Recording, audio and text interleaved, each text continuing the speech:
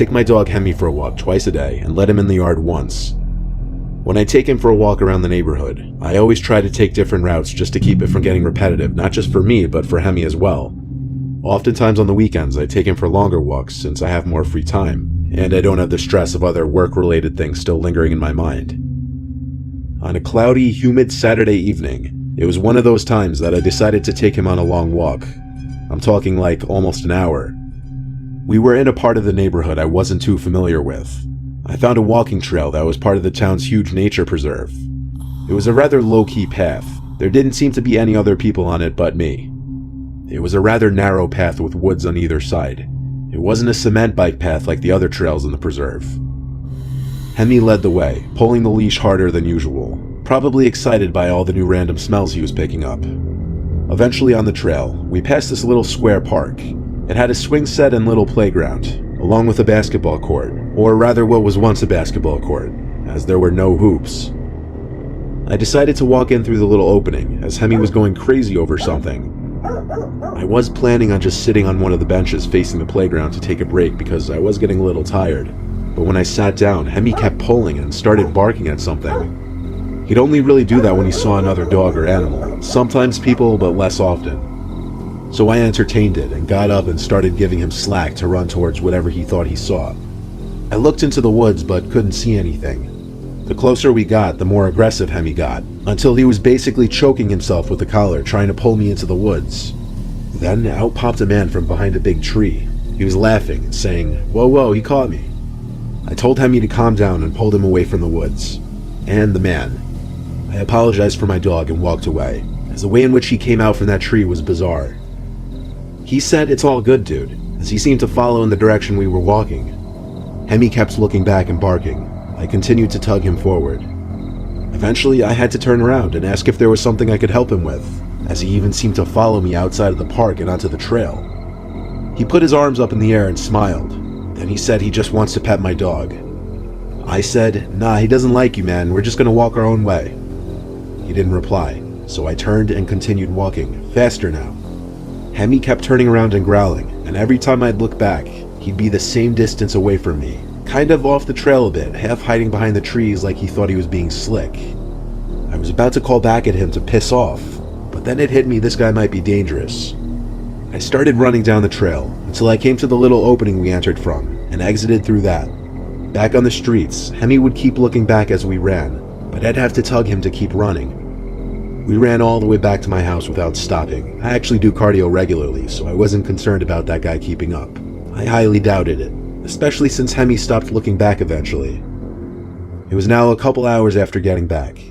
Hemi was in his bed, which was right next to mine, when he unexpectedly lifted his head to look at the window, and growled. At first I thought it was because of the sound of the rain droplets that had just begun to hit the outside of the window. I was thinking about getting up out of bed to close the window, even though I was already comfortable in bed. Then it happened. A voice speaking into the window. A voice I recognized from a few hours ago, asking if I knew why he was in the woods. Hemi started going crazy. I jumped in my skin and turned to the window. I couldn't see his features or face, but I could see the outline of his body at my window. I yelled, "What do you want?" He calmly asked if I saw what he was doing in the woods. I told him no, and he asked me, "Are you sure?" I said yes with a tremble in my voice. He said okay, and I saw the outline of his body move away from the window. Hemi stopped growling after a few moments. I closed the window and latched it. I wouldn't have been able to sleep that night without calling the police. I told them I was followed by someone in the park, and that he came to my window. The dispatcher asked if the man left, and I told her to my knowledge yes. She said if he were to come back, to call 911 again. She implied it was a busy night since it was a Saturday. I did feel comfort knowing Hemi would give me a warning at least if he were to come back. He didn't end up coming back though, thank God. The man's words, "Did you see what I was doing in the park?" still don't really make sense to me. I wonder if you were implying he was doing something he didn't want others to see, and that he was worried I witnessed it, but that alone would raise even more questions.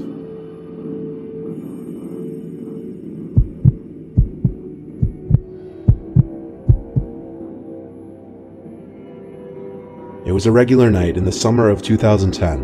I was taking my dog Poppy out for his nighttime walk. I usually take the same route. Sometimes I'll stray down one different block, not always though. This one night, I branched off a familiar block to a not-so-familiar one. All that I knew of this block was that there was an abandoned house on the corner. It's known as the Murder House. I've only ever passed it while driving. The first time I saw it, I slowed down just because it's such an eyesore, sticking out like a sore thumb from the rest of the houses. I never could understand why the town wouldn't just tear it down and build a new home, especially given the house's history. The reason no one ever bought it was because of the murder of a young woman inside, potentially by her boyfriend. He was never to be heard of again. No body, no signs of leaving, nothing. Walking down the block, I saw the house slowly getting closer. I already planned on stopping in front of it to take a look, but Poppy actually stopped before I even did, and just looked at the house. I could tell by his ears and his head tilting that he was engaged by something. I looked around the neighboring houses, which were spaced out generously, and our neighborhood has a lot of green, meaning tons of bushes and trees lining the streets. Plus, it was as dark as could get out, and the house was conveniently situated in a gap between the streetlights. It didn't seem like any of the neighbors could possibly be watching me from where I was, so I started walking onto the grass of the property, but Poppy stayed in place. He started to growl and make whimpering type sounds, like he was frustrated. I pulled him hard enough, and he started to follow onto the property. He was fixated on a window that was opened. I stepped onto the house-length front wooden deck and walked to the window. Poppy was still making growling and whimpering sounds. I pressed my face up to the screen of the window, surprised the window was even left open. I started to wonder if maybe someone was still managing this house in some way, whatever that would even mean. Inside the house was dark, but not pitch black. I could see the walls to the empty living room, and then the opening in the wall that led to a back room with another window. As I was observing, I heard the sound of something inside the house, like a blunt object hitting the floor. It came from further back in the house, like in that back room. Having my dog with me gave me some kind of weird confidence boost to go through the side of the backyard. The backyard was literally huge. The grass was very tall, indicating I was likely wrong about any kind of property management. Only thing in the big yard was an old wooden decrepit-looking shed in the corner. The door to it was slightly open, and I was more curious about looking in through that window. As I looked inside, I couldn't see anything except an empty black room, probably what was once a mud room. Poppy was looking at the shed, not barking or growling though. He was kind of silent. I walked quietly towards the shed, tugging him slowly and softly to keep him quiet too. The door was open enough for me to look inside the giant shed. It was not empty. There weren't tools or bicycles or anything. There was just this skinny girl standing in the middle of the otherwise empty shed. I say girl, but I couldn't tell if it was just a girl or a woman. Poppy suddenly went ballistic, barking and making these noises I could only describe as a dog's version of screaming. He wasn't pulling to go inside of the shed, he was pulling to get away. The girl's head inside the shed turned to the door and I ran. We ran. Poppy and I ran for 3 straight blocks until I was out of breath. Then we walked the rest of the way back to my house. I went to a house nicknamed Murder House, where a young woman was killed potentially by her boyfriend, and then I witnessed a young woman standing in the middle of that empty shed. I don't know if I believe it was an apparition, or just some girl by chance trying to explore that abandoned house just like me.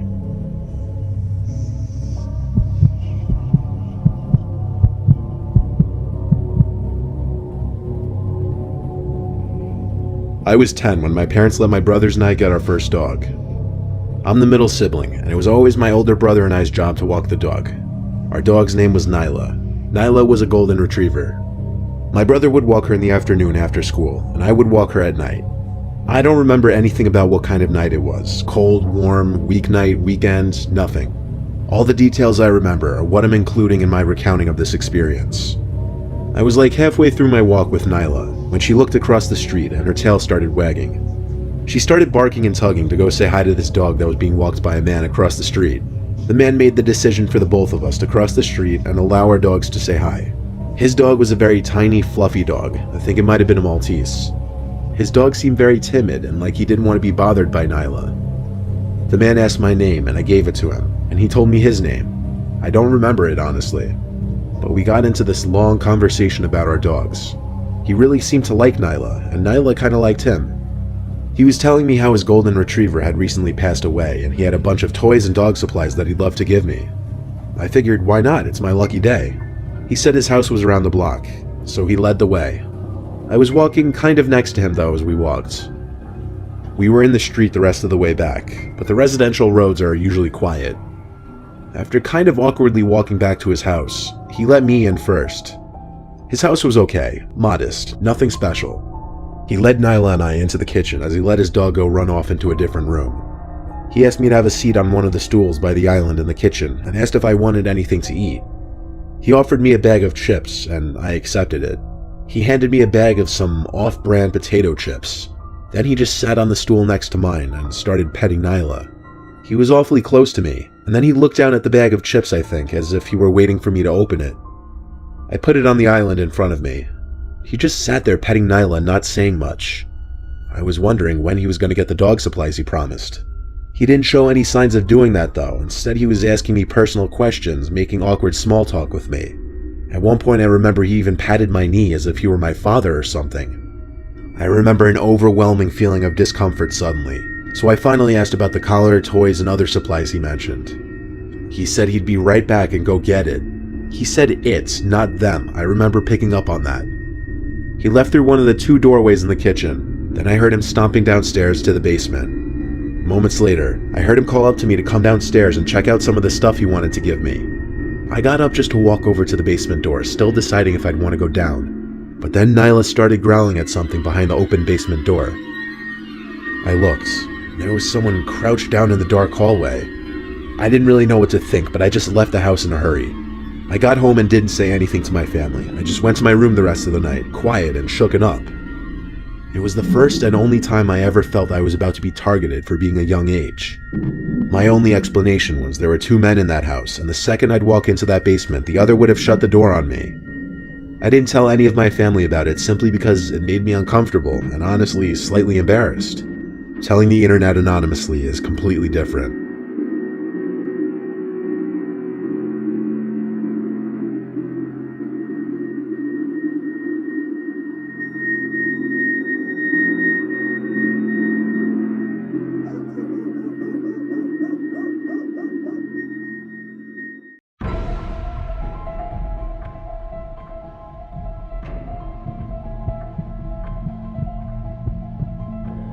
When I was in college, I used to house sit for a family for a few years when they would go on their annual family vacations.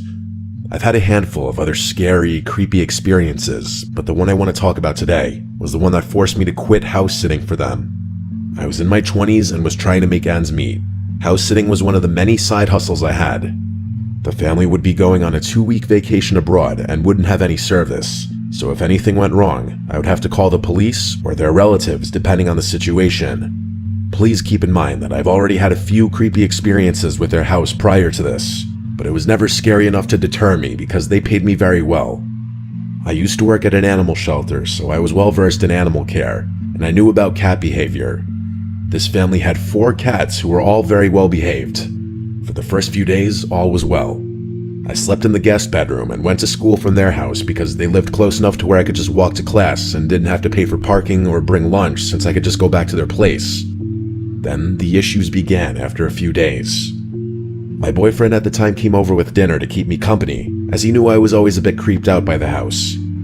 We sat in the guest bedroom and watched TV for a few hours eating, until he said he needed to go home. Sometimes he'd sleep over, but he told me on this particular night that he had a strong gut feeling he needed to sleep at home. He urged me to go home because that gut feeling he had was really bad. At that point, it was around midnight, and to be honest, I didn't want to go home. To put it bluntly, I have a complicated home life and didn't get along with my parents. The only time I'd get a break from home was the annual house sitting once a year, and I didn't feel like wasting it. My only sibling, who's also my best friend, moved out due to the toxicity, and honestly, home wasn't home without them anymore. I told him that I'll be fine and I'll lock up after he left. He was still really uneasy and tried to persuade me to go home once again. He tried to explain that while he had slept over before, for some reason tonight the house just felt unsettling. I thought it was because the house was over a century old, but it was just renovated, so I felt better about it. I reminded him that there was a home security alarm that I always said, the neighborhood was safe, and I had 4 friendly cats with me. He reluctantly left and drove home, and that was when it started happening. I shut all the doors and windows, locked everything, and set the security alarm. Once I got comfortable in bed, the TV started to turn on by itself. We were just using the TV, so I thought I accidentally sat on the remote, but I saw the remote on the nightstand. I quickly turned it off. Just as it went off, it turned back on. I thought it was strange since the TV was working perfectly the entire night, but it was even stranger that when the TV turned on by itself, it went to this off channel like it was just black and white, like it had no signal. So I kept turning it off, and it kept turning on. I began to freak out and unplug the TV entirely. Even though I'd had creepy experiences before in this house, this one had never happened before. I told myself that the house was just renovated, maybe there were some wiring issues. I still didn't go home and went and slept on the couch instead. The next day, my boyfriend came over again. I told him about what happened the night before, and he told me that I should have just went home. I was pretty freaked out, but honestly, it was still not as bad as having to deal with my family. That night, we had dinner together again and watched a movie in the living room. For this next part, I do have to explain the house structure. The house is 2 floors. There's a first floor where you come in through the front door straight into the living room, and the second floor is actually the basement, which is essentially a big living room with another room that can be used as a spare bedroom. The stairs leading downstairs are incredibly creaky and creepy. I don't understand why they didn't fix it during the renovation. As for the cats, they love to be everywhere and anywhere. They all had the personality where they wanted to be around you, but not necessarily held or cuddled. They were all pretty calm cats that liked quieter environments. Of the 4 cats, there was one cat that was the youngest at around 3 years old, and he was just a bit smaller than the other 3. That night, as we watched the movies, my blood ran cold as I heard sounds from the basement that sounded like an infant crying. My boyfriend froze as he slowly turned to look at me, as if signaling to me silently if I heard it too. I remembered from my time working in the animal shelter during my training that sometimes cats sound like babies, especially if they're in duress. As I mentioned earlier, the cats like to be around people and will follow you around the house, but not close enough to cuddle. I counted and only counted 3. The little younger cat was missing. I figured it must be the younger cat and went downstairs to the basement where I found it stuck in the spare room. He was smaller but more energetic than the other cats. He somehow closed the door behind him and was stuck in the room all alone. I carried him up the stairs and we resumed the movie. Mid-movie, we did pause it as it was time to feed the cats. The owners had a strict food schedule for their cats. The cat's food station was in the kitchen, and the kitchen was the only area that connected to the basement. To best explain the layout of the house, the main entrance connects to the living room.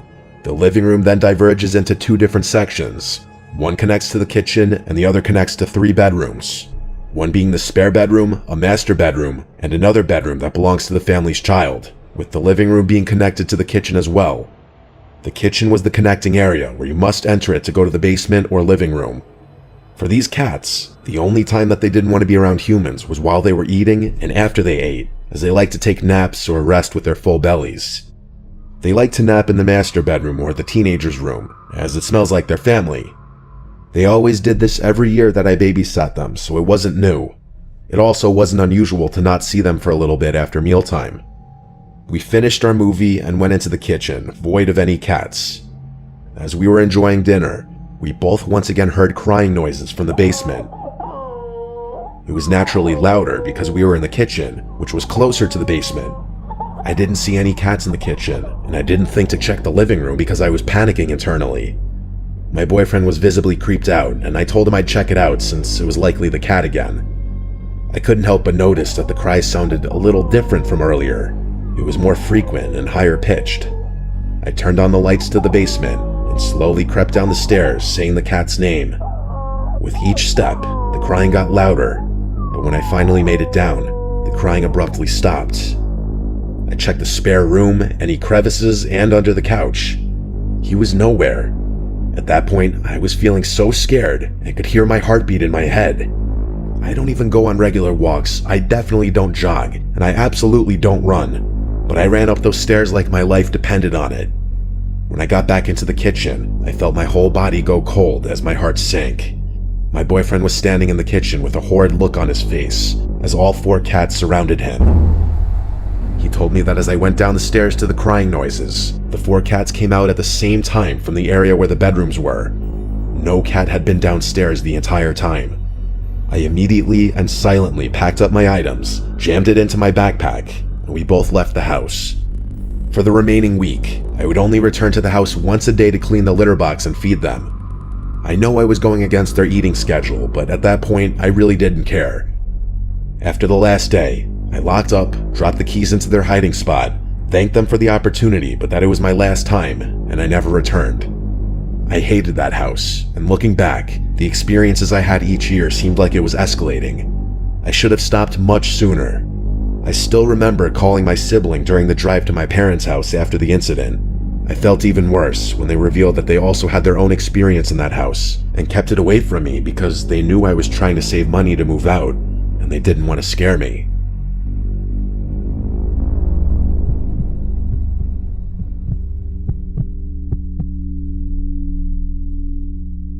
First, I'll start off with descriptions of all of those involved. My name is Kelsey. I was 17 years old at the time of this event. I'm 5'3". My friend Haley's 5'8". My friend Sammy is 5'7". It was March 19th, 2016. I was dog sitting at my mom's friend's house for some extra cash to help me out before going off to college next year.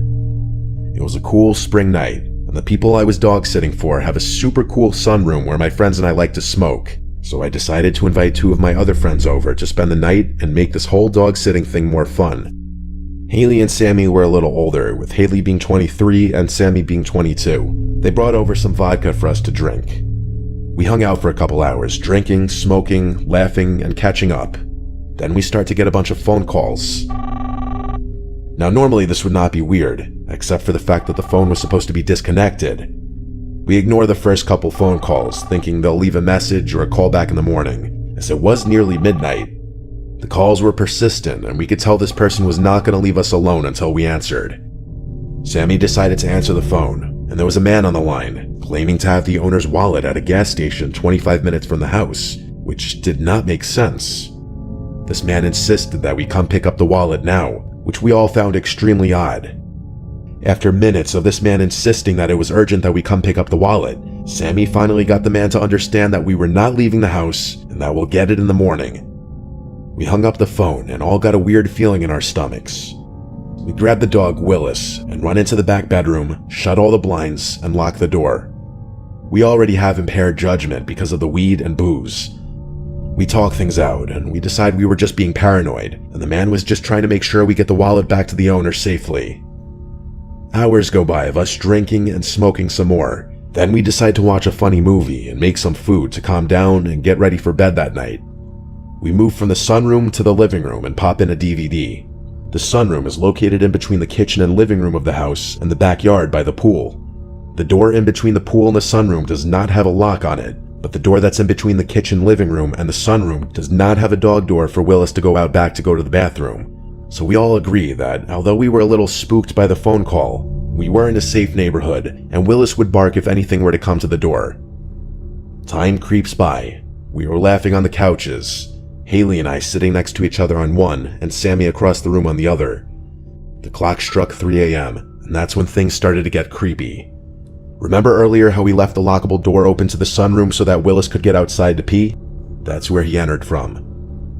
I'm fully immersed in the comedy. But do you ever get that unexplainable feeling that you're being watched by somebody? That feeling suddenly became overpowering. I turn towards the kitchen and see a dark mass hunched over in the kitchen. I freeze and for a second think I'm seeing things.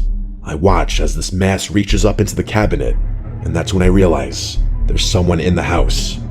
I nudge Haley's side with my elbow and say real quietly, "Haley, I think there's somebody in the house." She looks into the kitchen and screams bloody murder. This dark mass then whips his head around and looks directly at me. We make eye contact, and I felt my entire body tense up. All I could see were his piercing blue eyes contrasting against the orange lamp just below the cabinet on the table. Everything else was covered by his black hoodie, pants, shoes, and gloves. He even wore a ski mask that covered up to his nose and mouth. Sammy then gets up to look at what Haley and I are staring at, and somehow musters up the courage to yell, "Get the fuck out." He calmly closes the cabinet and slowly walks out the sunroom doors. We immediately get up and rush to the corner of the room farthest from where he was crouching and call 911.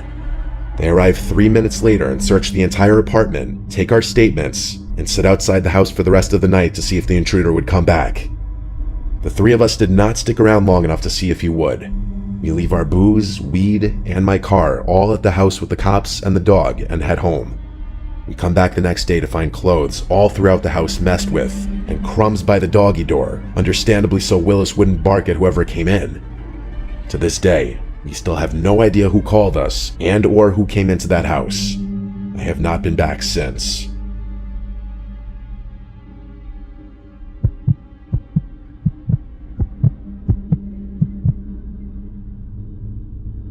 I'm 28 years old. I've been an animal lover ever since I was a child, which led to me pursuing a career path that had to do with animals. I'm a veterinary assistant, but for a while I also had a little side gig in which I'd offer to house sit animals for people going away on vacation and such. This ranged from cats to dogs to birds. I had actually house sat entire weekends a few times for people who presumably didn't have any family available to watch them. Being a young female who also already works at a veterinary hospital, most people weren't intimidated by the idea of me staying in their house while they're gone. I wasn't just some random person off the street. My credentials were all over the internet. I got a response to my ad one day from a man named Jeremy seeking my services. He had a 20-something-year-old macaw and a cat that he needed to have watched for a weekend while he went away. He brought up a price right away and offered me $300 for the entire weekend. I accepted that offer because that was a fair deal. I have experience dealing with birds of all types, including macaws, but this would be my first time I'd ever watched one for an entire weekend. I met Jeremy at his house. It was a basic, normal corner house for the neighborhood. He was a short man in his late 50s if I had to guess. He had graying hair and a graying mustache. He seemed very friendly. In my experience, most animal lovers are. After meeting Jeremy, I met his bird Ringo and his cat Casper. Ringo was huge. I've handled macaws in the past, which I assumed was part of the reason Jeremy hired me. He told me about Ringo's personality and quirks and how to get him to quiet down if he makes noises. Ringo kept saying "Daddy's home" as Jeremy would handle him. He laughed and said that's what he says when he sees him. Ringo said a few other phrases along with that, all of them 2- or 3-word phrases. After showing me how to clean the cage and everything like that, he showed me the rest of the house and told me how often to feed Casper. He asked that I don't go into any other bedrooms upstairs besides the guest bedroom where I'd be sleeping, which was understandable. There was a bathroom upstairs right next to the bedroom, and he told me I could help myself to his food. However, I'm a vegan, so I brought my own food for the weekend. After all of this and him getting to know me a bit, he gave me the key to the house and left. I watched through the window as he drove off, and I was left alone with Ringo and Casper. It was already late in the day at this point, like 8 p.m. It was dark out, so there wasn't much left to do that night. Casper was already fed, and Jeremy already left enough food in Ringo's cage for the night. The cage was in the living room in the center of the house, right next to the TV, so I turned on the TV and plopped down on the couch. Casper was hiding somewhere in the house out of sight. Ringo was just sitting in the cage watching me. After a couple of hours of watching TV and eating my little dinner, I went to bed. No reason to stay up super late. I slept with the bedroom door open, and I woke up in the middle of the night to a sound. The best way I could describe it was 2 loud cracking sounds. I sat up and listened for a second. Nothing, so I laid back down and went back to sleep. There was a giant bird in a cage downstairs. Hearing sounds was not unexpected. The next day was pretty easy. I cleaned up Casper's litter box, fed him, and fed Ringo. I let Ringo out to play for a couple of hours. He perched on the back of the couch behind me as I watched TV. Jeremy told me that Casper and Ringo typically ignore each other, so I wouldn't have to worry about one attacking the other. Fast forward a few hours, and I left the house to go explore the area a little bit. I went for a walk in the park and FaceTimed a couple of my friends. I did a little driving around too and picked up some food for dinner that night before returning to the house. It was around 7 o'clock when I returned. I interacted with the pets for a couple of hours as I ate my dinner and watched TV. Jeremy was supposed to be returning home late tomorrow. I called it a night early again. I went to sleep with the door open again. However, once again, I woke up to a sound. This time, I believe it was the sound of the bedroom door closing. I looked up and saw that the bedroom door was now closed. While the windows were open, there was little to no wind to create a draft. This was weird. I also could hear sounds from downstairs. It sounded like Ringo moving about in his cage, talking. I got out of my bed to check on him and make sure he's okay. As I was walking down the stairs, I heard him talking more clearly. I got to the cage and saw he was wide awake and walking around. I remember what Jeremy told me to do to get him to quiet down, hand him a particular treat. I dug into the bag to grab one, but then he said the phrase, "Daddy's home." I found that odd and slightly unsettling. I put a treat in front of Ringo's face and he grabbed it. This ultimately did end up getting him to stop making noise, but it still felt weird that he'd wake up in the middle of the night. I went back to the bedroom and left the door open. I fell back asleep, and I shit you not, I woke up once again, maybe a little more than an hour later. This time I didn't hear what woke me up, but I looked up in the room in a daze, and in the near pitch black darkness of the room, I saw a black mass in the center of the room, moving away from the bed and out the door. I sat up and almost screamed until I fully came to. I now had to wonder if what I just saw was a hallucination or not. I grabbed my phone to turn on the flashlight, but on the screen, I saw I had gotten a text from Jeremy around an hour ago. It was him telling me that if Ringo makes noises in the middle of the night, it's normal and to ignore it. I stared at my screen, rereading the text at least 10 times.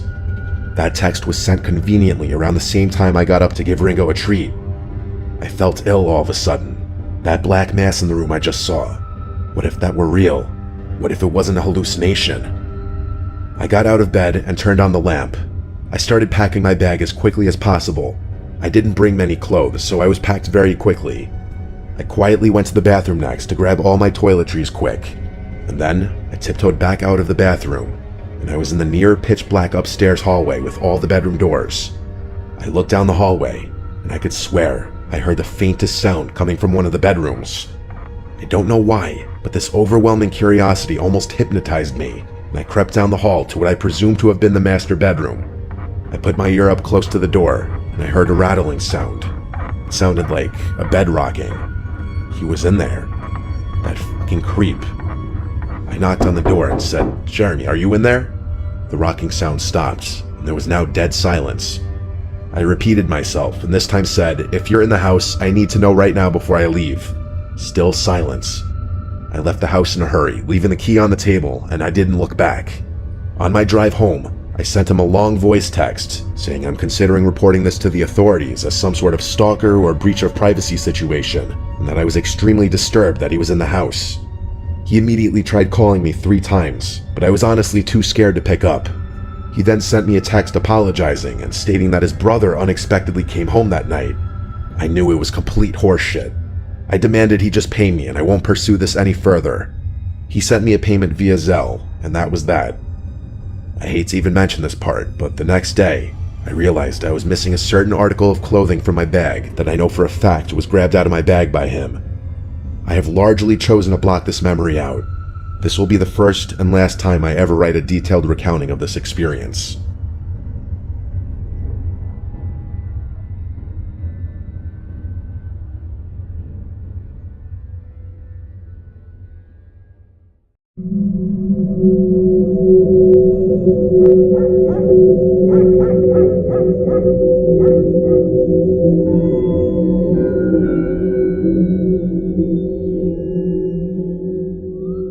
There was this one weekend that my aunt, uncle, and cousins went away upstate, and instead of taking their dog with them or to a kennel, they asked me to watch her for the weekend at their house. I was excited to do so because not only would they pay me, but they are loaded and their house is full of fun stuff to do. They have a Havanese, which is a tiny dog. Her name is Luna. I didn't mind watching Luna because she was such a calm, low-maintenance dog. I just fed her twice a day and let her out back a couple times a day. She always followed me whatever room I was in, so if I was in the giant living room watching TV, she'd be laying on the floor in the center of the room. If I went downstairs to the basement to play video games, she followed and would lay down there.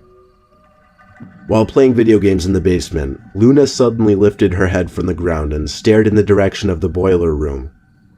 I had a dog before, and I knew this was something dogs did to any slight sound, but it was still enough of a reason for me to pause the game and feel a little unsettled.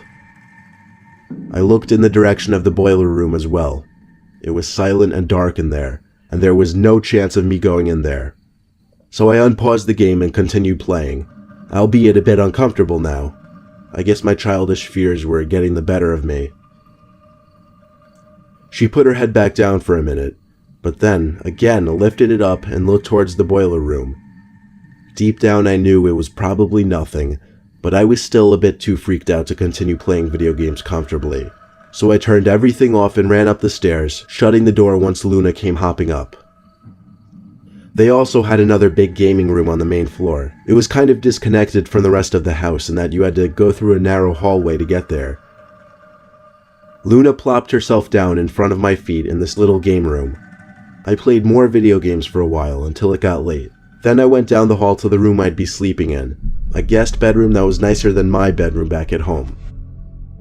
I threw on a pair of sweatpants and a white undershirt as pajamas and jumped under the covers, not going to sleep without watching a little TV first. Luna was obviously by the bedside. She was really growing on me, how affectionate yet calm she was. I eventually turned off the TV and went to sleep. My sleep was disturbed by a growling sound. I turned on the bedside lamp and saw Luna laying still on the floor, head down, yet growling at something. I said her name a few times, but she didn't look at me. Then she lifted her head finally to look at the closet door. Her growling grew more intense, and she stood up now, still looking at the closet. She didn't bark though. In fact, I never heard her bark once. I looked at the closet, a sliding wooden door closet. It was open about 3 inches from the left side. Of course, I couldn't really see anything from the inside. I got up from the bed really sneaky-like and tiptoed closer to the closet. I don't know what I was planning on doing really. I guess I just wanted to look through the crack, or see if I could hear something. When I got about 5 feet away from the closet door, something that I couldn't see from my bed came into view through the crack of the door. And I couldn't see any face or anything, it was too dark. But I knew what I was looking at in that closet was a person's eye, perfectly tucked between the wall and the edge of the door, looking into the room, or now at me. I screamed, but it didn't do much good since I was alone. I took Luna and ran for the front door, grabbing the emergency cell phone on the counter to call 911 during my run away from the house. It was 1 a.m, so I didn't bother calling my aunt and uncle. The cops did a thorough sweep and found someone in the pantry closet downstairs. I never saw him though, because another officer was preoccupying me with conversation to calm me down. I was just relieved to go back inside, knowing I was the only one in the house, besides Luna of course, who just might have saved my life that night.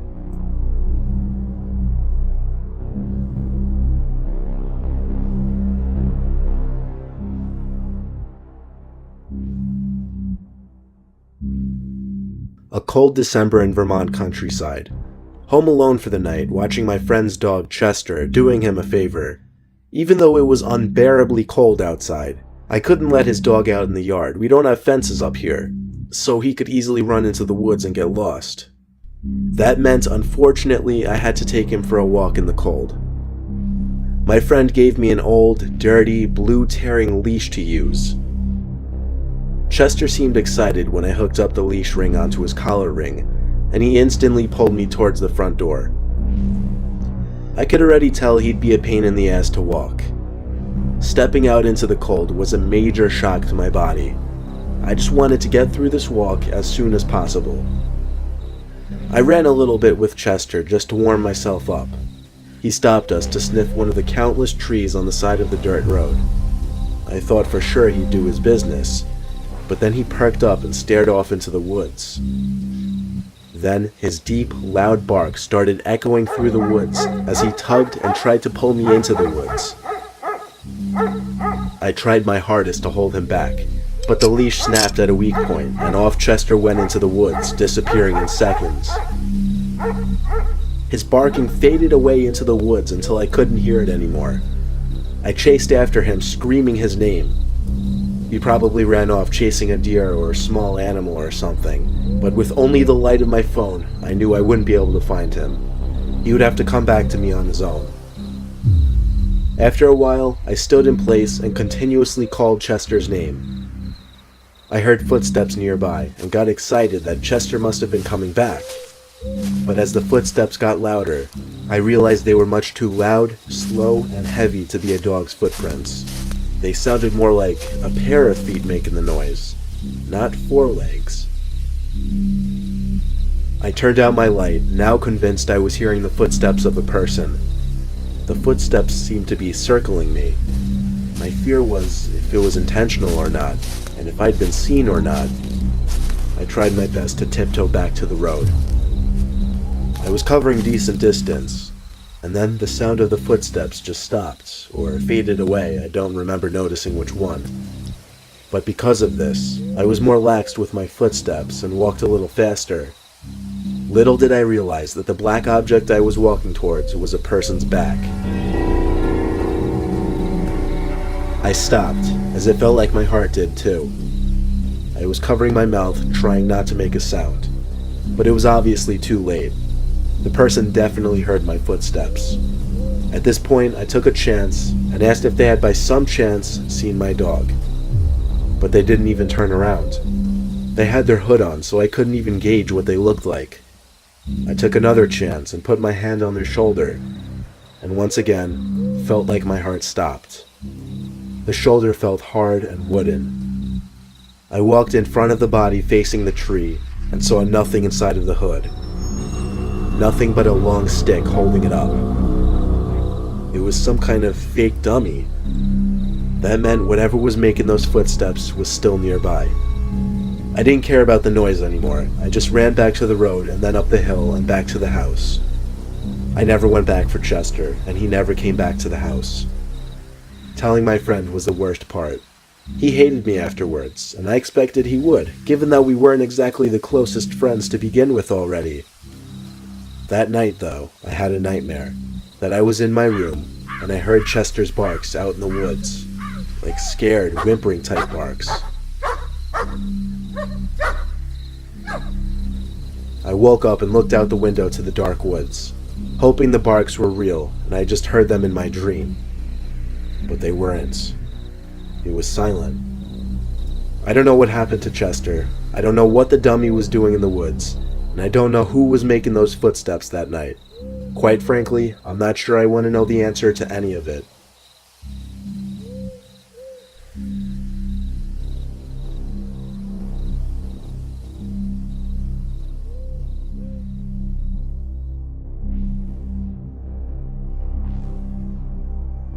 I was watching my neighbor's dog for a little extra money one night. She was a creepy neighbor though, not intentionally, but she was kind of old and had an antisocial vibe to her. She was obsessed with her dog, so when she was apparently visiting family or something across the state and couldn't bring the dog, she practically begged me to watch her. But when I agreed for the right price, she literally scolded me about what to do and not to do as far as taking care of her. The dog's name was Hazel. There was a lot of pressure put on me for watching this dog. She insisted I stay at her place instead of taking the dog next door to our place. She had a spare bedroom with a single twin-sized bed and a desk in the corner. That was all that was in the room. The dog was small, white, and puffy. I don't exactly know what kind, maybe a Bichon Frise. It was loud, yappy, and annoying though, and I hated it. I started watching it around 5, and just played on my phone for hours, only feeding the dog once that night. Thankfully, I'd only be doing this for one night. I brought over my Xbox to play games on her TV, but then I realized the TV was so archaic it didn't even have an HDMI port, so I couldn't even hook it up. So I spent most of the day playing games on my phone and listening to Hazel's yapping at every little thing. I did do a little snooping around, of course. I looked into the woman's bedroom since the door was left open, even though she told me not to go in there. The furniture was all archaic in there as well, and there was a big rectangular rug in the middle of the room, with Indian-looking patterns. When night came, I went to bed as early as possible, like 9 o'clock. I'm sure Hazel was sleeping in the woman's room. I didn't really care. I woke up in the middle of the night to the sound of Hazel's constant barking. I screamed, "Shut up," but the barking seemed kind of muffled in sound, like it was coming from a basement or something, but I wasn't aware of a basement in the house. I walked to where I heard the barking coming from. I was confused to realize it was coming from the woman's bedroom. I walked inside and saw the rug in the middle of the room had been rolled up to the corner, exposing a door in the grounds, opened up. It was pitch black down there, but Hazel's barking was definitely coming from down there. I was scared shitless. Obviously Hazel didn't open this door, and she was barking at something down there. I didn't want to shine a light down there in fear of what I was going to see. I was about to leave the house and run home, but I couldn't just leave Hazel down there. I whispered her name, and then the barking stopped. I was hoping to see her running up the stairs from the dark abyss any moment, but she didn't. Something did come out of the darkness, though. It was a hand grabbing onto the side of the opening. The hand of a man. I was faced with a fight or flight scenario, and being the little 15-year-old I was, I chose to run for it. I woke my parents and screamed at them what just happened. My dad called the police and reported a break-in next door. The police checked the woman's bedroom as I described. The rug was apparently back in place and the door was shut. They still went to check it out, and apparently found a big crawl space type area with a bunch of weird things laying around. No sign of a person or Hazel. When the neighbor returned home the next day, my dad confronted her for me. Apparently she threw a huge tantrum and mentioned something about the demons making noises below her at night. Then she exploded into tears over her dog.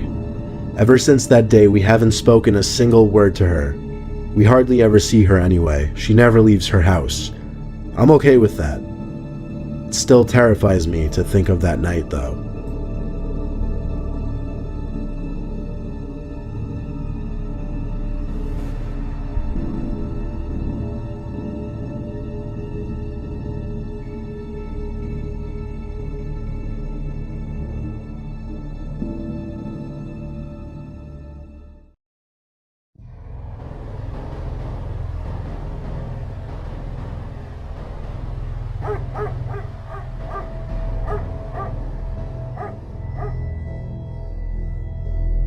I live in Dorset, Vermont. It's a very secluded, mountainous place.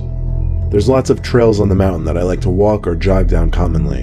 In fact, I'm able to cut through the woods in my yard to get to a trail that I walk and run down all the time. One day after getting home from work, I changed out of my work clothes and into my running clothes. By 6:45, I was ready to get on the trail. On this particular day, I took along my coonhound, Murphy. We did 5 minutes of walking. Then we started with a slow jog. Murphy is always a joy to walk because she doesn't pull. She always just stays calm at my side. The trail is wide enough for her to always stay by my side, maintaining my speed. I was always looking up when I ran, which is why I didn't notice that Murphy stopped in her tracks until I felt the leash pull her neck, at which point I stopped and looked back at her to see what was wrong. She was looking behind us, and her ears did that little bouncing thing that hound dogs' ears do when they hear something. I mean, we were in the middle of the forest, so there was any number of things she could have heard, anything from a deer to a squirrel to another person on the trail. I tried to pull her forward to continue our run, but she seemed persistent and reluctant to move forward. I played along for a few moments to let her see that she was curious over nothing, but it wasn't nothing, because I finally saw what she was looking at. There was a man back down the trail in the direction we came from. He was clearly not hiding the fact that he was looking at Murphy and I. I waved at him to try and be friendly, and then looked down at Murphy as I pulled her and told her to come. She finally budged and started running by my side again, not without looking back twice at the man. It's happened before though. People on these small trails would commonly wait for me to move ahead so they could avoid passing the dog. Usually they'd be out earlier in the day though. At this point it was on the darker side, and usually there wouldn't be other people out.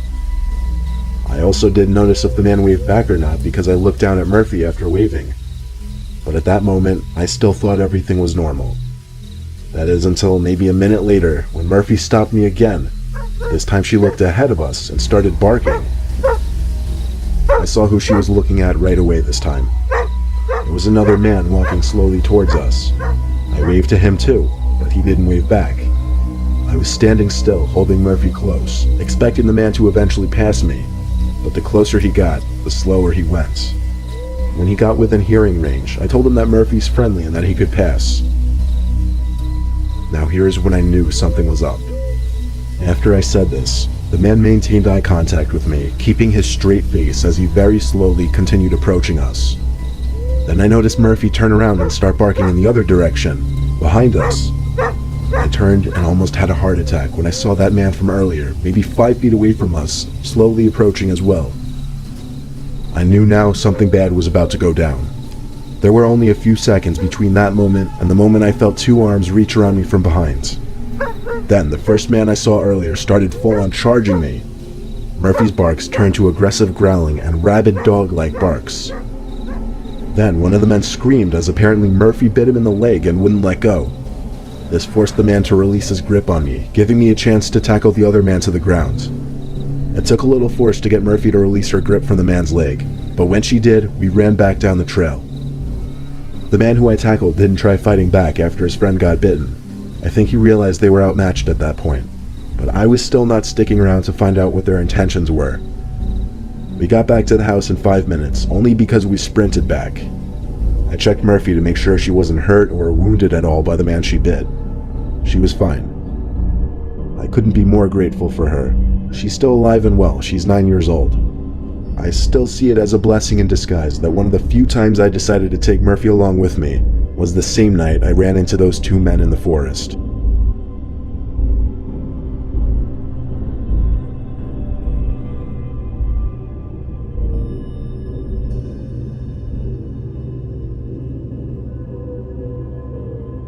My pit bull Callie sleeps in my room with me. I have a loft bedroom, meaning it's a higher level in the house than the rest of the rooms. My room also has a very large closet elevated off the ground. I keep a little stepping stool to get into it. It's mainly just a bunch of childhood toys stored in there though. One night, I woke up to growling.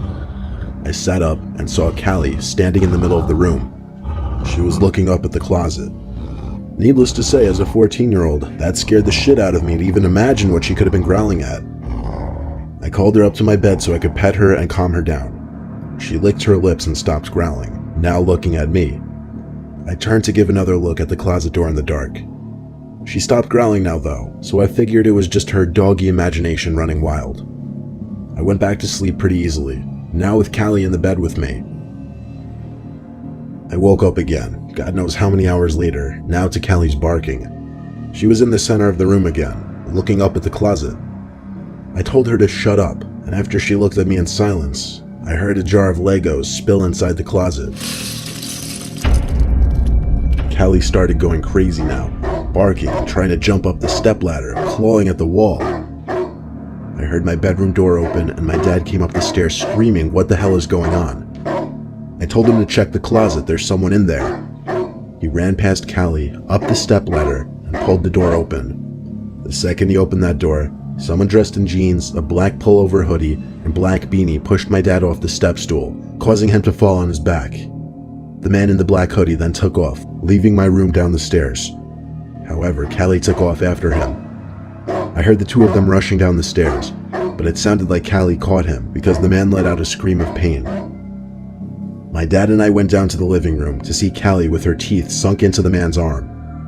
Blood was spilled all over the carpet. Apparently, Callie bit the man in the leg and the arm. My dad got Callie off of him and told me to take her back to my room while he called the cops. The man was moaning in pain up until the cops calmly entered the house, looked down at the man, and they picked him up together. They brought him outside, where an ambulance arrived 10 minutes later. He was taken away in the ambulance. The next few days, my dad spent talking to lawyers and whatnot in order to sue the man for breaking and entering. He ended up winning the case, obviously. He never told me how much money he got, but he sure did make it known just how much Callie saved the day for our family.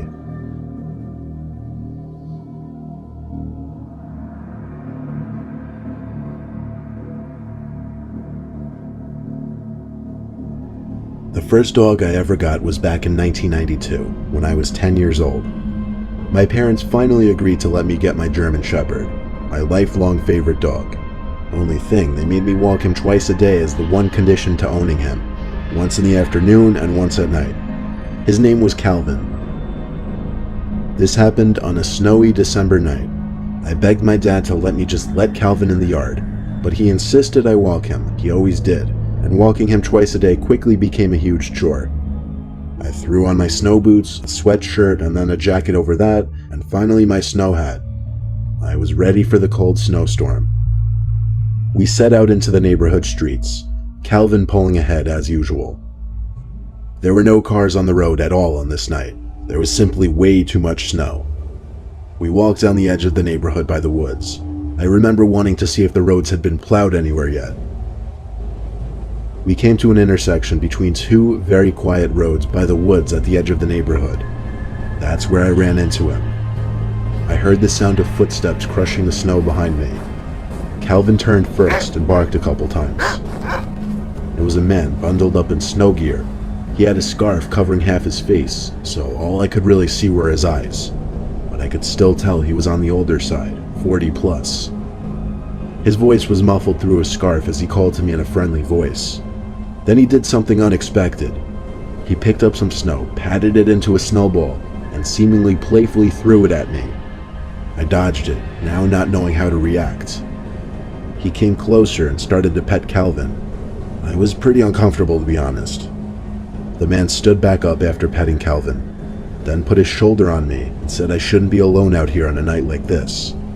I think I remember telling him I wasn't. I was with my dog. There were some more words exchanged. I don't remember what, but I do remember eventually walking away from that man without saying bye. Even though I didn't look back, Calvin kept looking back, and I slightly heard footsteps in the snow behind me again, so I knew he was following me. I figured he was following me home, which is why I was caught off guard when I heard the footsteps behind us increase in speed and intensity, causing Calvin to turn and start barking. The man grabbed me with one arm and covered my mouth with his other arm. I think Calvin started biting him, but he was wearing so many layers that he was able to ignore the pain, but only for so long. The man finally let go of his grip on me and aimed his attention at Calvin by kicking at him over and over. Eventually the man gave up and took off for the woods. Calvin pulled so hard after him his leash snapped off the collar, and off Calvin dashed, disappearing into the woods. I heard his barks fade away into the darkness as I screamed his name over and over. I returned home crying, telling my parents that Calvin was chasing after some man and that he was gone. I stayed up all night hoping he would return home. He never did. Calvin was my first dog, and losing him was my first real heartbreak. I like to think he was found and brought to a shelter somewhere, because I wholeheartedly believe that dog saved my life.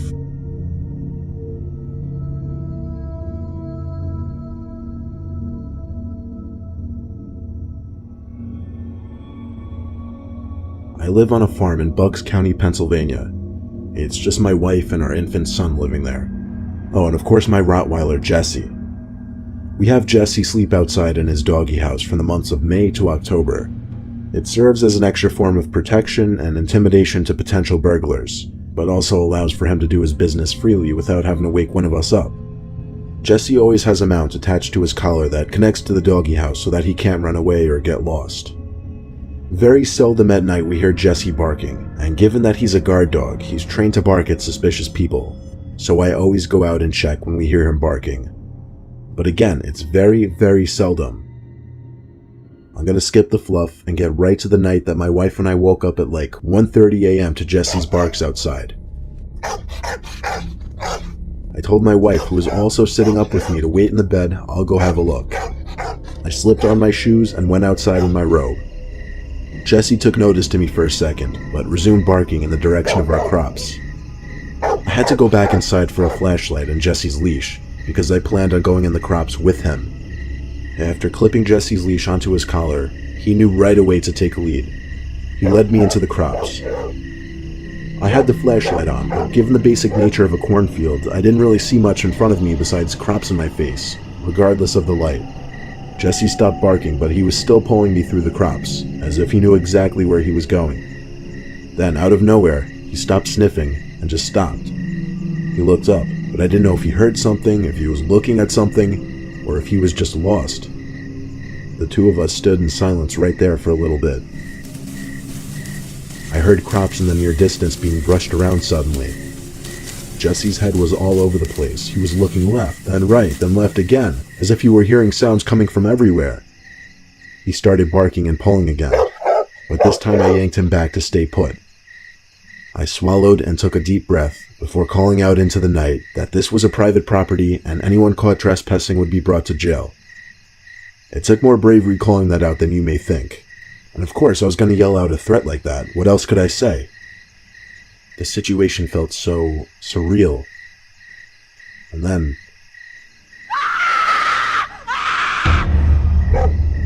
it was the scream of a woman, a distressed, manic, deranged kind of scream. Jesse started pulling in the direction of the screams, but the more we ran, the further the screams seemed to get, until they completely stopped. Then Jesse once again stopped running and started looking around in different directions. Suddenly, there was the sound of someone zooming past us, rushing through the crops. In fact, they were so close I could see some of the crops maybe 5 feet from my face being brushed aside. This time, I let Jesse off the leash. I told him to go, catch them. Jesse disappeared in seconds. I heard his barks though.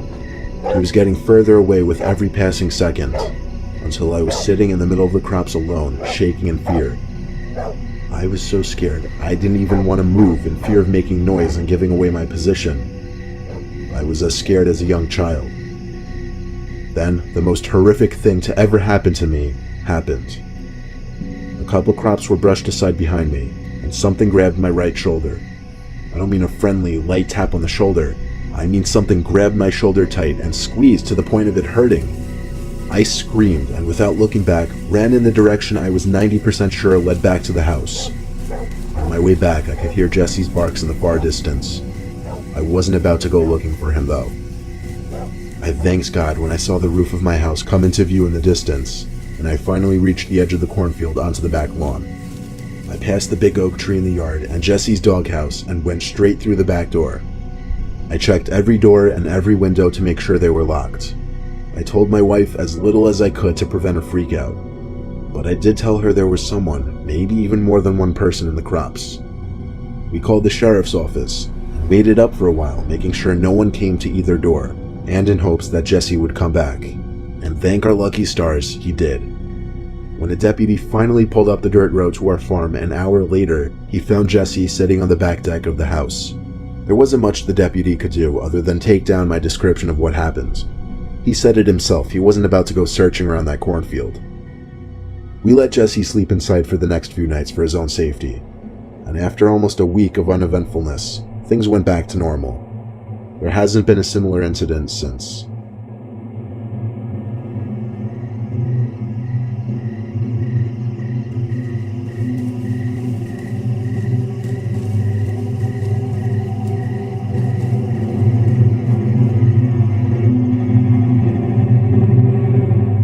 On the evening of December 24th, 2001, 48-year-old Kevin Butler was at his home in the Pleasant Grove neighborhood of southeast Dallas getting ready to head out for Christmas Eve dinner with his best friend Michael DiNardo.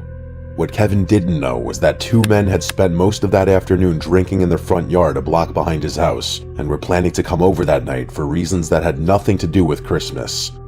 Butler lived alone in his house and ran a local swimming pool company out of the area. According to his sister Kathy, he took in stray cats and dogs and treated them with love. The one he was closest to was an 18-inch white-crested cockatoo Kevin had taken in 2 years earlier from a roommate who'd have to move and couldn't bring him along. Kevin named him Bird. From people who knew their relationship, they knew one thing about Bird. He didn't take kindly to strangers.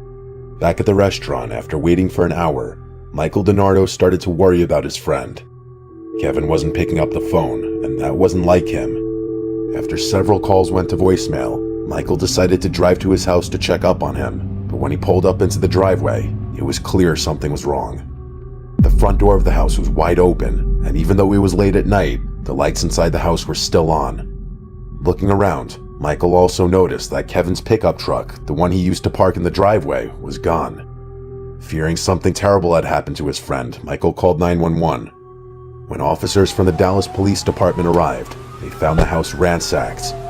Items were scattered across the floor, Drawers were pulled out, and furniture was overturned. Everything in that house felt like a fight had taken place. That feeling would be confirmed the moment they entered the living room. Kevin Butler lay in the middle of the floor with his arms and legs bound with electrical cord. His shirt was soaked through with blood as multiple stab wounds marked his chest and abdomen. There were bruises across his upper body from a beating, and his throat had been slashed. Whoever had done this hadn't been in a hurry. They had taken their time. But what the officers found next was even more bizarre. Looking through the rest of the house, officers walked into the kitchen where they found Bird lying on the floor near the back wall. He was missing a leg, his wings were broken, and there was a small pool of blood underneath him. A later forensic examination would confirm that he had been killed by a stab wound to the back. But there was one thing about the scene that caught the officers' attention even in all of this. The cockatoo's beak and claws were covered in blood. Police took both bodies to the Dallas County Medical Examiner's office and examined the rest of the house. In the living room, on a light switch a few feet from where the attack had taken place, they found another smear of blood. The same kind of blood was on the handles of 2 of the 4 knives recovered from the scene, but after forensic testing, it would later come to light that none of the blood at the scene had come from Kevin or Bird. Whoever had walked into Kevin's house that night had walked out of it bleeding. By now, police had DNA from 4 separate locations inside the house, but they had no name to match it to yet. The lead investigator, Detective Brent Malden, began working through Butler's co-workers, neighbors, and anyone who had a reason to have been around that house, and it didn't take long for a name to surface. Several people Butler worked with told police about a former employee he'd recently fired and had a public falling out with. That employee was 22-year-old Johnny Cerna, and he lived a block behind Butler's house with his 30-year-old half-brother Daniel Torres. Cerna had worked for Butler's pool company for some time. The exact length isn't on the public record, but it was long enough that Butler had come to trust him with company money. One day he was given a payment to cover an above-ground pool liner, but somewhere between Butler writing it out and the bank processing it, Cerna altered the check. When Butler found out, he fired Cerna on the spot, and in just a few months, what had started as a workplace dispute had turned into something else entirely. Malden brought them in for questioning a few days into the investigation. Both denied being anywhere near Butler's house that night. For now, he had nothing to hold them on. But before sending them home, Malden took their cheek swabs. If they'd bled inside Butler's house, the lab would confirm it. On paper, Cerna was the obvious lead. He was a fired employee with a fresh grudge against Butler, living less than 100 yards from the house where Butler had been killed.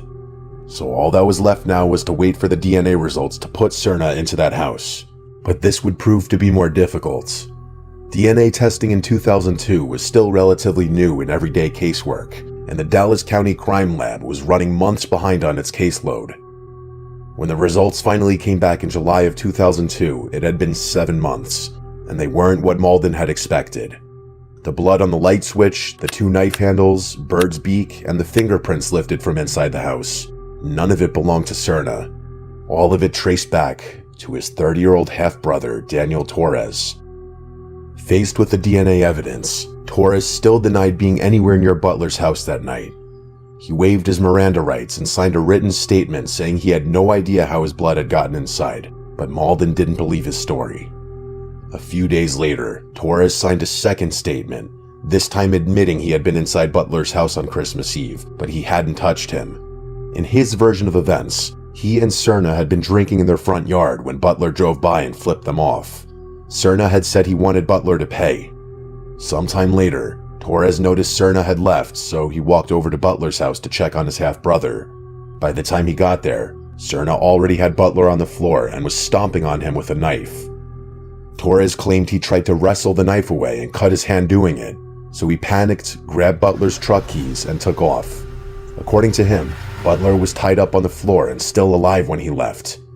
He also said that during the struggle, the bird had come at him off the porch and pecked at him, in his own words, all over my head, and that he'd grabbed a fork and stabbed at it to make it stop.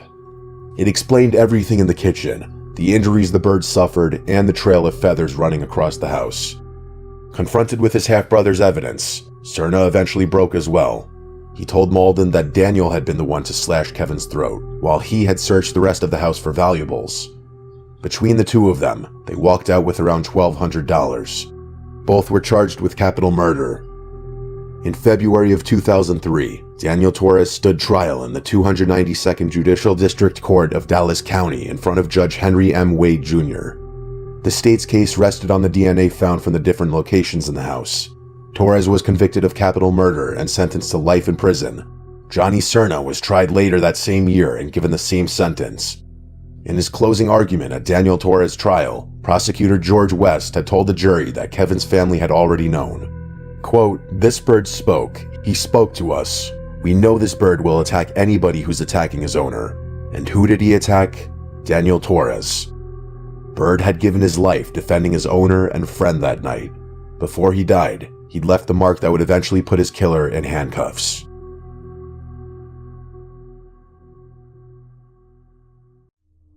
In September of 2018, the quiet streets of South Wilkes-Barre, Pennsylvania became the scene of one of the most brutal murders in the city's recent history. But the first sign that something was wrong wasn't a 911 call or a frantic witness. It was a single panicked golden retriever running loose on Cary Avenue at 3 in the morning with nobody chasing him and nowhere left to go. Shortly after, residents in the area began calling in reports of a stray golden retriever wandering the streets. Police Sergeant Joseph Ziegler was dispatched to the location and found the animal unharmed at the nearby Turkey Hill mini-mart that he'd wandered into. The officer was in luck. The dog was wearing a collar, which helped identify its name, Joe. The collar also carried his owner's phone number and address. Figuring this would be a simple find and return case, Officer Ziegler called the owner, but nobody picked up. The same silence would follow after the second and third call. When none of his calls got through, the officer had no choice but to drive the dog to his 14 Donald Court address, roughly half a mile from the store. It was nearing 4 a.m., and the owner was likely asleep. But when the officer reached the address, something clearly wasn't right. The door to the house was unlocked and the lights were on inside.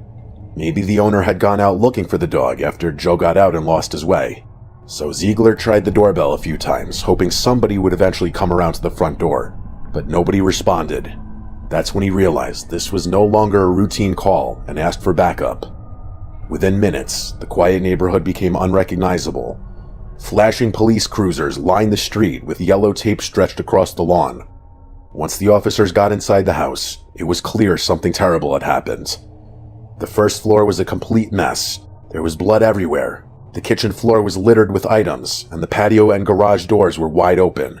But it wasn't until they got to the second floor that the cops realized what they were dealing with. As they approached the master bedroom, they saw a man face down on the floor near the nightstand. His shirt was soaked with blood. The sight alone was bad enough, but the smell was worse. The gash in his lower back, along with the 8.5-inch knife lying just feet away, made it clear how he'd died.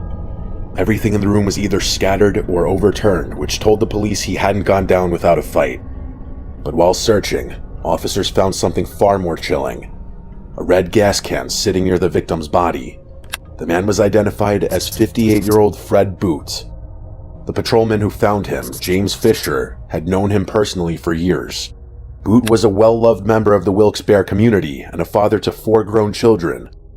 His wife Erin had passed away 3 years earlier in 2015, but rather than let her memory fade with time, Fred kept it alive by setting up a scholarship in her name. His obituary would read how welcoming he was and how much he loved his dogs, Mia and Joe. In the end, it was Joe who led the cops to that house. Now it was up to them to bring Fred's killer to justice. Their first lead came from Brian, Fred's son. Brian had been trying to reach his father, but like Officer Ziegler, he'd called him repeatedly until the silence became impossible to ignore. That's when he pinged his father's phone and discovered it wasn't at Donald Court. It was a few blocks away on Willow Street. The phone was one of only 2 things taken from Fred's house that night. The other was a $20 bill. Neither of them gave investigators much to work with, but all of that would change in the next 12 hours. At roughly 1 p.m., locals reported a fire in the basement of a nearby apartment building on Maffitt Street. When firefighters arrived, they found a pile of clothing and shoes burning in the shared basement of the building with a layer of tar paper draped over the top. The fire had been set deliberately. Believing it might be connected to the murder from earlier that morning, they contacted the police. The pattern on the soles of the shoes was an exact match for the bloody footprints leading away from Fred Boot's bedroom.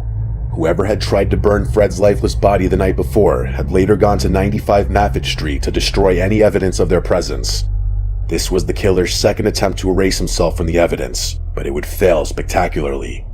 Earlier, before the fire was reported, a surveillance camera had recorded a man walking into Geisinger's South Wilkes-Barre Hospital. His hands were badly torn up and bleeding, the kind of wounds you'd get from losing your grip on a knife mid-swing. He told the hospital staff he'd been assaulted the previous night, and they had no real reason to question him, but the cops eventually would. That same day, a woman named Carmen Carty walked into a police station and reported her 14-year-old daughter, Louisa Reyes, missing. According to Carmen, Louisa had left the night before with her boyfriend and was potentially in danger. That boyfriend was the same man captured on the hospital surveillance camera that morning, with his hands wrapped in bloody bandages. In the span of less than 24 hours, police were now juggling 4 separate incidents: a murder, an arson, a hospital walk-in with knife injuries, and a missing teenage girl. And all 4 led back to the same man, 31-year-old Reynaldo Mercado. He lived in the building at 95 Maffitt Street, only a few blocks from Willow Street, where Fred's phone was located. The same building where the basement fire had been set hours earlier. Mercado was staying there with Louisa, the 14-year-old daughter of Fred's ex-girlfriend. She had once lived at Fred's house herself with her mother Carmen until Fred ended the relationship that summer. But by the time police had pieced this together, Mercado was already across state lines planning to flee the country to the Dominican Republic. He would have been successful if it wasn't for one mistake Mercado had told his uncle. He and Reyes had shown up at his uncle's house in West New York the night before. The plan was simple: get into New York City in the morning, get a passport, and fly out. Jose didn't believe him at first, so Mercado pulled up the local news reports from Wilkes-Barre and showed his uncle the headlines about Fred Boot. Jose Mercado had just listened to his nephew confess to killing a man in Pennsylvania, and like any responsible citizen, he told the police everything. Mercado was arrested in West New York the next day and was extradited back to Wilkes-Barre that same week. 2 years later, a Luzerne County jury convicted him on every count: first-degree murder, arson, robbery, and abuse of a corpse. He was sentenced to life in prison. Louisa Reyes was tried as an adult despite being 14. She took a plea deal and was given 40 years. After the verdict, the Boot family released a short, heartfelt statement Fred would have been proud of. As for Joe, the dog who set the entire investigation into motion, he went home with Brian, Fred's son. The scholarship Fred had set up in Erin's name now also carries his: the Fred and Erin Boot Scholarship for the Arts. On the morning of December 30th, 2018, a police officer from the Virreyes Oeste police station stood guard outside a crime scene in the Presidente Perón neighborhood of San Bernardo, Argentina. What he didn't know was that someone else was still in the victim's house. While waiting for the forensics team, he heard a woman scream from inside, which was strange, because the only person in there was already dead. When he went to check, nothing had changed. The body was right where he'd left it. Then the scream came again, and this time, he traced it to a green parrot in a cage by the wall, shrieking the same words at full volume. "Oh, please let me go. Oh no." And at first, no one took it seriously. It was too strange to be a clue, and too senseless to mean anything. The reason the officer was there in the first place was around 6 a.m., a man named Miguel Santorino Roland called 911. Roland, who went by Mambo, told officers he'd come home from his overnight shift at the Virreyes Rugby Club, about 100 meters away, and found a woman dead in her room. When officers arrived at the house, they found the wooden loft in complete disarray. There were mattresses on the floor, items scattered around the room, and in the middle of it was the body of a woman lying face up, without clothes, and with bruises across her face and body, suggesting brutal physical violence. As officers walked through the scene, Roland wrapped both hands around his own throat and suggested that she had probably been strangled. This was strange, considering the forensic team hadn't arrived yet, and nobody in that house should have known how she died. The woman was 46-year-old Elizabeth Alejandra Toledo. Known to the people around her as Ellie, she had a moderate intellectual disability and rented the wooden loft at the top of House 27, at the corner of Boedo and Garidi Streets in the Presidente Perón neighborhood. The parrot in the cage was hers. Ellie had raised it in her care and called it Patchouli. Over time, the two of them had grown close enough that the bird had learned the sounds and phrases of her daily life. Apart from her pet, she shared the house with 3 men. Roland was described as her partner. The second man was 64-year-old George Alvarez, known as Tio George. The third had been kicked out by the landlord 2 weeks earlier, specifically because the landlord had caught him physically abusing Ellie. According to people in her life, the abuse had been going on for some time. None of it had ever been reported. Within days, prosecutor Bibiana Santella from the Gender Violence Unit of San Fernando had all three men brought in for questioning. The third was cleared almost immediately when the landlord confirmed he'd been expelled from the property roughly 15 days before the murder, which gave him a verified alibi. That left Roland and Alvarez, who were arrested in January 2019 and held in pre-trial detention, neither of whom agreed to testify. In the meantime, the autopsy was performed by Dr. Federico Corasaniti, and it confirms that Ellie had been sexually assaulted during the attack, hit multiple times, and then manually strangled, which eventually took her life. All of these injuries had been inflicted while she was still alive. As a result, after nearly 3 years of pretrial detention, Roland walked out a free man. But during the trial, the prosecution also brought forward evidence that went beyond the question of who killed Ellie, and spoke to what her life had been like before the night she died.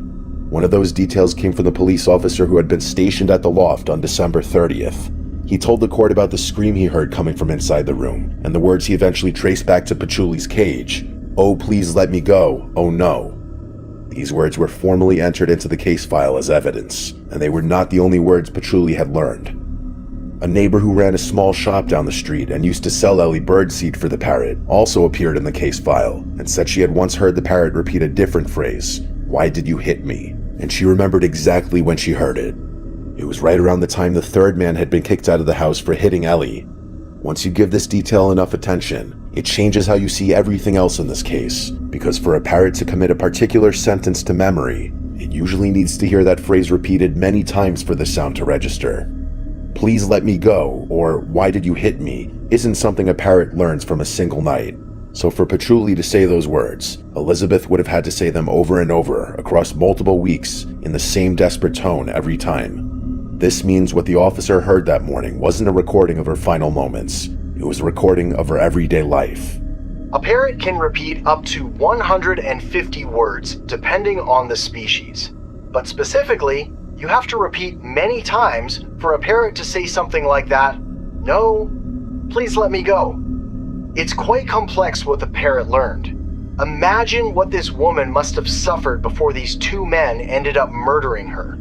As for Alvarez, the evidence against him was much more direct. During the autopsy, the organic remains collected from the victim's body matched his genetic profile. On top of that, an eyewitness also placed him entering and leaving the house around the time of the attack. To make it even more disturbing, roughly 10 days after the murder, an acquaintance walked into the prosecutor's office and reported that Alvarez had confessed to him that he had gone to the house, had sexual intercourse with Elizabeth, and only afterward realized she had already passed. But the forensic evidence proved otherwise and confirmed that the injuries were consistent with sexual assault inflicted while Ellie was still alive. The court convicted him of aggravated sexual assault and femicide and sentenced him to life in prison. As for Paciuli, he was taken in by one of Ellie's sisters after the trial. It's not been reported whether it ever repeated those words again, but for however long it lived, it carried the only recording that existed of what Ellie's life sounded like inside that loft.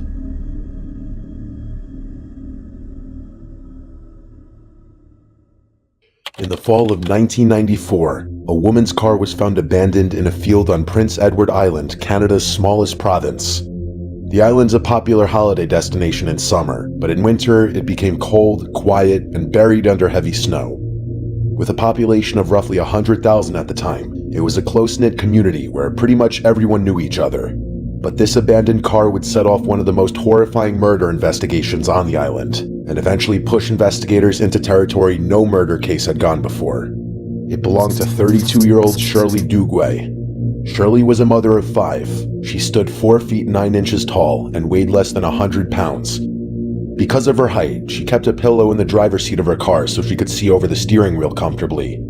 On October 3rd, 1994, Shirley left her children in the care of her father, Melvin, and went out to run a few errands, only to never return home. We found it very odd that no one had reported her missing initially, and of course it raised some suspicion with us. Shirley Duguay had been known in the past to take off for a couple of days, not tell anyone where she had gone, and then return.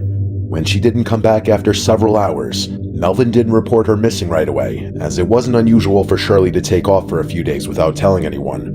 But this time, the previously harmless pattern proved to be fatal. What her family didn't know yet was that the man she'd spent years trying to get away from had already made sure she wouldn't be coming back. 4 days later, a local woman called police about an abandoned car in a field near Highway 169. The license plates had been removed, and inside, investigators found blood spatter on the windshield and across the interior, the kind of pattern caused by someone being struck repeatedly. The pillow Shirley used while driving was also found close to the car, soaked in blood. For the police, it was the first clear sign that Shirley hadn't simply taken off for a few days, and when they tested it against a sample from Melvin, it confirmed what they were afraid of. The blood carried half of his genetic markers, meaning it belonged to Shirley. But there was no body to be found anywhere nearby, and on Prince Edward Island, where people were not used to violent crimes like this, the case quickly became one of the largest searches the province had ever seen.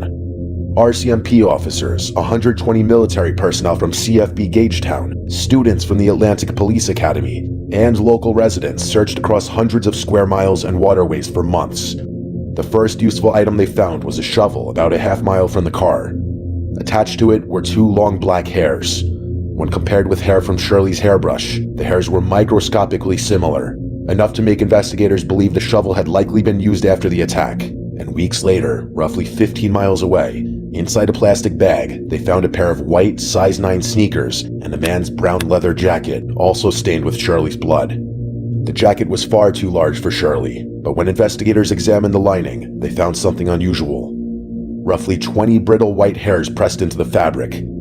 Under a microscope, the center of each hair was much thicker than investigators would expect from human hair. Investigators suspected these hairs to be cat hairs, which was a major roadblock, because no one had ever used animal DNA in a criminal investigation before, and this meant that there was no forensic framework to interpret it. However, by now, the police already had their main suspect. Shirley had been in a relationship with a man named Douglas Beamish for roughly 15 years, and these 15 years were traumatic for Shirley, to say the least. Douglas was a demolition worker with a documented history of domestically abusing her during this period. In 1991, a peace bond, Canada's version of a restraining order, had been issued against him. When Shirley finally left and moved back to Prince Edward Island with the kids, hoping the smallest province in the country would be far enough to put distance between her and Douglas, he followed her there. By the time Shirley disappeared, he was living with his parents just a short drive away. In cases like this, an abusive former partner would naturally be one of the first people the police looked at. But in this case, Douglas's history with Shirley wasn't the only reason for them to be suspicious of him. In the summer of 1992, during one of their earlier separations, he had written her a letter threatening to kill her before he'd allow her to get custody of their children. But when the investigators visited his parents' house to question Douglas, he denied everything. He claimed he hadn't seen Shirley for almost a week before she disappeared, and said their last conversation had been pleasant. He also denied owning the brown leather jacket, and even though the sneakers found in the bag were size 9, the same size he wore, he insisted they weren't his. At that point, investigators had no direct way to prove otherwise. But during that visit, Constable Roger Savoy noticed something that stayed with him. Douglas's parents had a pure white cat named Snowball, and at some point during the interview, the cat rubbed against Savoy's leg, leaving fine white hairs on his trousers. They looked almost identical to the brittle white hairs found inside the blood-stained jacket, so if those hairs had really come from Snowball, then the jacket Douglas denied owning could be linked to the household where he was living, but proving that was another problem entirely. If we could prove that it was this particular cat's hair, then we would be able to say, well, this belonged to Mr. Beamish, the jacket. And the job was to find someone that could do this type of testing. Savoy began calling DNA labs across Canada and the United States, asking if anyone could test cat hair and match it back to a specific cat. Eventually, the investigators found Dr. Stephen O'Brien at the National Cancer Institute in Maryland, a geneticist who'd spent decades studying hereditary illness in cats. O'Brien's team adapted feline DNA profiling for the case, using genetic markers to compare the hair from the jacket with Snowball's blood. It was a technique that had never been attempted in a criminal investigation before. But even then, the evidence almost disappeared before it could matter. Of the roughly 20 cat hairs recovered from the jacket lining, only one had a root with enough DNA to test, which meant the entire theory came down to a single hair. The DNA from that route matched Snowball's blood at every marker tested. Now that sounds like the end of the question, but later during the trial, it could very likely open a new one. Prince Edward Island is geographically isolated, so if the island's cat population was heavily inbred, it was possible that many cats could share a similar genetic profile. In that case, the match would be completely meaningless.